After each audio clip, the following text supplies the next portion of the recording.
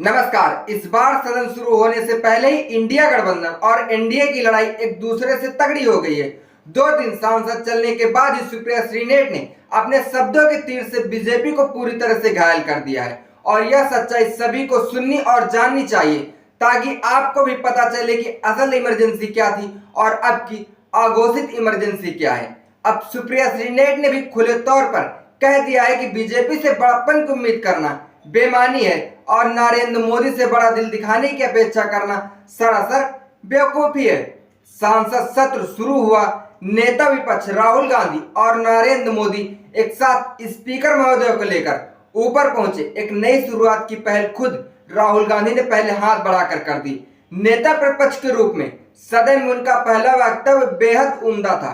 धीर गंभीर बात, हिंदुस्तान के लोगों के प्रतिनिधित्व की बात करते हुए विपक्ष की आवाज को जगह दिए जाने की पुरजोर पैरवी की। यहां से अगर बीजेपी चाहती तो एक अच्छी पहल हो सकती थी, लेकिन छोटे मन के लोगों से बड़ी बातों की उम्मीद करना ही बिल्कुल गलत है। स्पीकर ने 49 साल पहले लगी इमरजेंसी का प्रस्ताव रखा। फिर कल 27 जून को राष्ट्रपति ने सरकार द्वारा लिखित अभिभाषण में भी 25 जून 1975 की इमरजेंसी का जिक्र किया। पुराने घाव कुदेरने से क्या हासिल होगा? इमरजेंसी का निर्णय गलत था, इसमें कोई दो राय नहीं है, लेकिन यह भी सच है कि इंदिरा गांधी ने उस गलती को माना था और लोकतांत्रिक चुनाव कराए थे। यही नहीं, इमरजेंसी से कोई वास्ता न होने के बावजूद स्वयं राहुल गांधी ने इमरजेंसी को एक गलत बताया और ऐसा कभी दोबारा न हो, इसलिए वह संविधान को हर हाल में सुरक्षित रखने के किए गए प्रतिबंध है। लेकिन अब छेड़ ही दिया है तो कुछ सवाल भी पूछ लिए जाएं।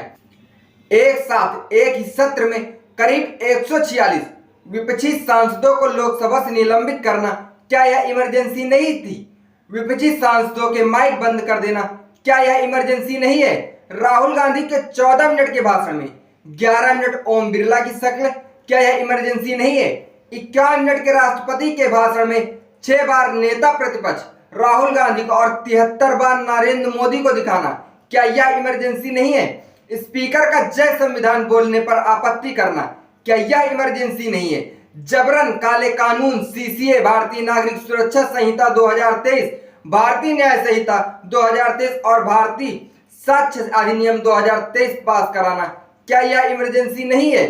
सिर्फ वॉइस वोट से कानून को पारित करना, लोकसभा में 35% विधेयक 1 घंटे से कम समय में पारित करना और मात्र 16% बिल को पार्लियामेंट्री स्टैंडिंग कमेटी को भेजना, क्या यह इमरजेंसी नहीं है? संसद के प्रांगण से छत्रपति शिवाजी महाराज, महात्मा गांधी और बाबा साहब के प्रतिमाओं को बिना विपक्ष से चर्चा किए बियाबान में डाल देना, क्या यह इमरजेंसी नहीं है? विधायकों की नीलामी करके चुनी हुई सरकारें गिराना, क्या यह इमरजेंसी नहीं है? विपक्ष को ईडी, सीबीआई, इनकम टैक्स से प्रताड़ित करना, क्या यह इमरजेंसी नहीं है? चुनाव के दौरान मुख्यमंत्रियों को जेल में डालना, मुख्य विपक्षी पार्टी के बैंक खाते को सीज करना, क्या यह इमरजेंसी नहीं है? विपक्षी नेताओं की, न्यायाधीशों की, अफसरों की अपने खुद के मंत्रियों की पेगासस से जासूसी कराना, क्या यह भी इमरजेंसी नहीं है? 1 साल से जलते हुए मणिपुर को उसके हाल पे छोड़ देना, क्या यह भी इमरजेंसी नहीं है? चीनी अतिक्रमण से आक्रोशित लद्दाख की अनदेखी करना, क्या यह भी इमरजेंसी नहीं है?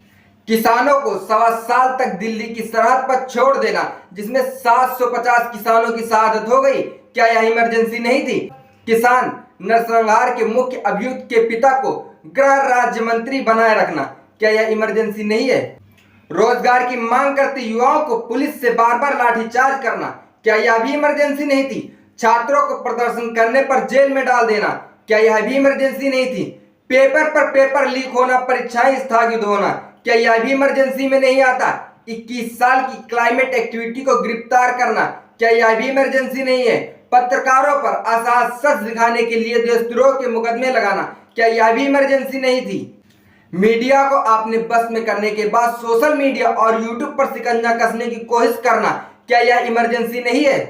सोशल मीडिया पर फेक न्यूज की सबसे बड़ी फैक्ट्री चलाने के बाद अगर किसी और का पोस्ट ठीक न लगे तो उसे सीधे जेल में डाल देना, क्या यह इमरजेंसी नहीं थी? मनमाने फरमानों से लॉकडाउन लगाना, नोटबंदी करना, क्या यह भी एक इमरजेंसी नहीं थी? औरतों के खिलाफ जनन्य से अनन्य अपराध हो और सरकार हर बार आरोपी को संरक्षण दे, क्या यह इमरजेंसी नहीं है? इस असल और अघोषित इमरजेंसी के बारे में आप क्या कहना चाहेंगे?